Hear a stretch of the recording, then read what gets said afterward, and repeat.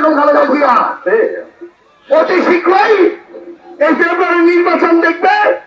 একটি কথা দেখেন, আল্লাহ যাকে রাখে তাকে সম্মানের সাথে অনেকে রাখে। আমাদের বেগম খালেদা জিয়া, আমাদের দেশ নেত্রী বেগম খালেদা জিয়াকে আল্লাহ কতটুকু সম্মান দেয়। ওনাকে শেখ হাসিনা বলেছিল যে ওনাকে আর এই দেশের প্রয়োজন নাই,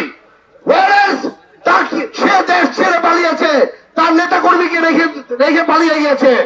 আমাদের দেশ নেত্রী বেগম খালেদা জিয়া এই দেশের মাটিকে ধরে রেখেছে এবং বলেছে এই দেশেই ওনার মরণ হবে, এই দেশই তার জন্ম হয়েছে।